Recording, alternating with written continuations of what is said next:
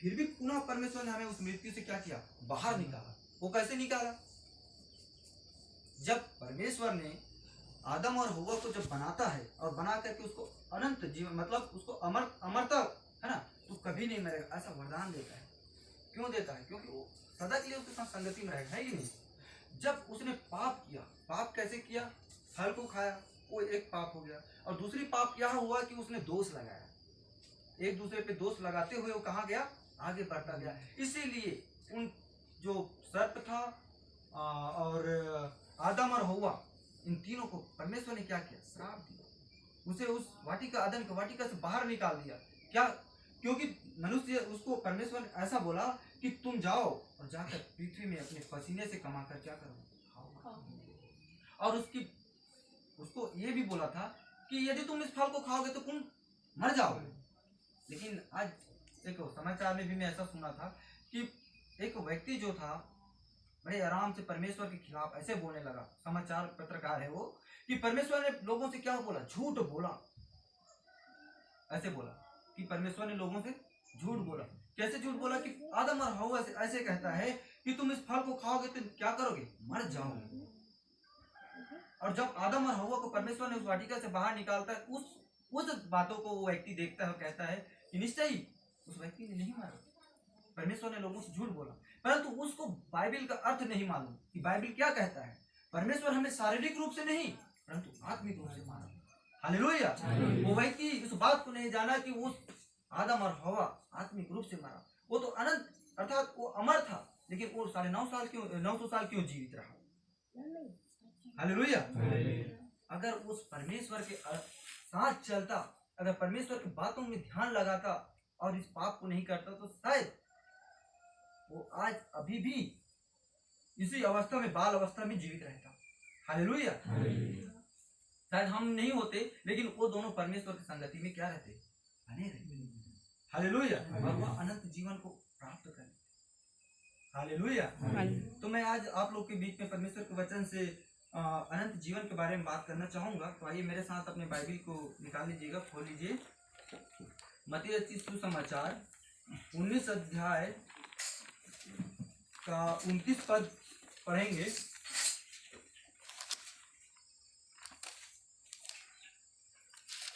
और जिस किसी ने घरों या भाइयों या बहनों या पिता या माता या बाल बच्चों या खेतों को मेरे नाम के लिए छोड़ दिया है, उसको 100 गुना मिलेगा और वह अनंत जीवन का अधिकारी होगा।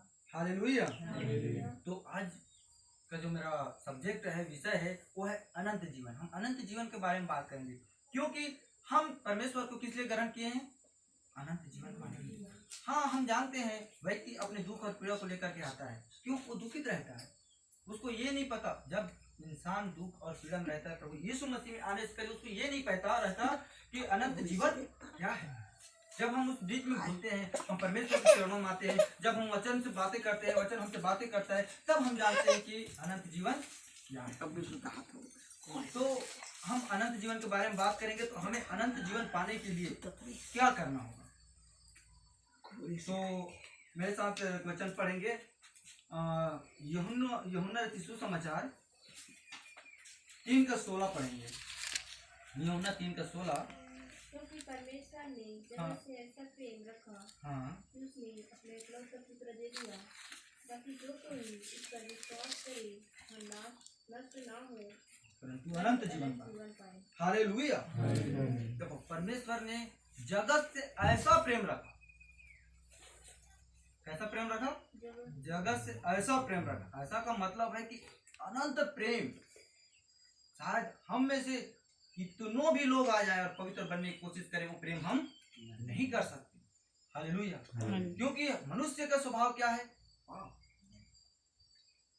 हम पवित्र तो नहीं परंतु बनने के प्रयास कर सकते हैं। हालेलुया। लेकिन देखो कैसा क्या है वचन, क्योंकि परमेश्वर ने जगत से ऐसा प्रेम रखा कि उसने अपना एकलौता पुत्र दिया। हालेलुया। मैं एक बात मतलब आपसे मैं ये बोलना चाहूंगा, क्या आप कभी अपना एकलौता पुत्र को दांव पे लगा सकते हो? परमेश्वर ने अपने एकलौता पुत्र को कहाँ लगा दिया? दांव पे लगा दिया। हालेलुया। क्यों लगाया? हमारे वास्ते कि हम क्या प्राप्त करें, अनंत जीवन को पाएं। हालेलुया। क्या कहता है आगे वचन कि परमेश्वर ने अपना क्योंकि परमेश्वर ने जगत से ऐसा प्रेम रखा कि उसने अपना एक लौता पुत्र दे दिया ताकि जो कोई उस पर विश्वास करे। हालेलुया। आप और मैं आज परमेश्वर पे क्या करते हैं? विश्वास करते हैं। जो विश्वास करता है वो क्या होता है? अनंत जीवन को पाता है।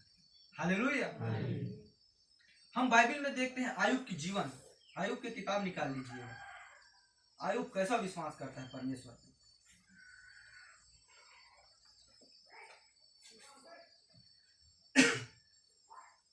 आयुब के पास क्या नहीं था?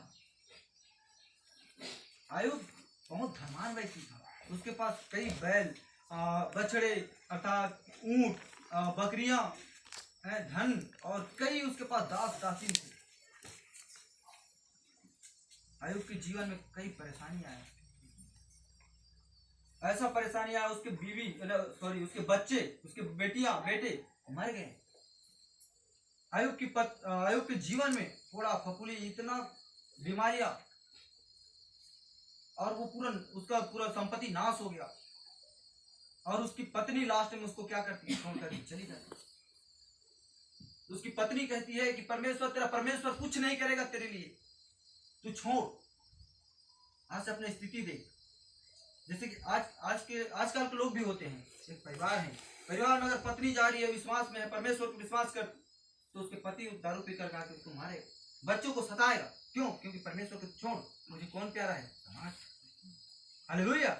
परंतु आयुब को जीवन देखो, आयुब की पत्री पढ़ के देखना। एक पहला अध्याय को पढ़ना। यहाँ पहला अध्याय से अध्याय का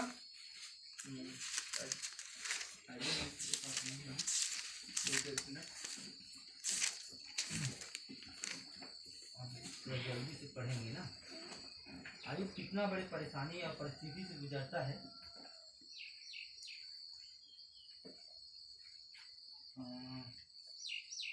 एक से पढ़ेंगे ना आयुब। उस देश में आयुब नामक एक पुरुष था। वह खरा और सीधा था और परमेश्वर का भय मानता और बुराई से दूर रहता था। उसके 7 बेटे और 3 बेटियां उत्पन्न हुए। उसके 7,000 भेड़ बकरियां, 3,000 ऊँट, 500 जोड़ी बैल और 500 गदहियाँ और बहुत से दासियाँ थी। वरन उसके पास इतनी संपत्ति थी कि पूर्वी देशों के लोगों अब 6 से पढ़ेंगे ना।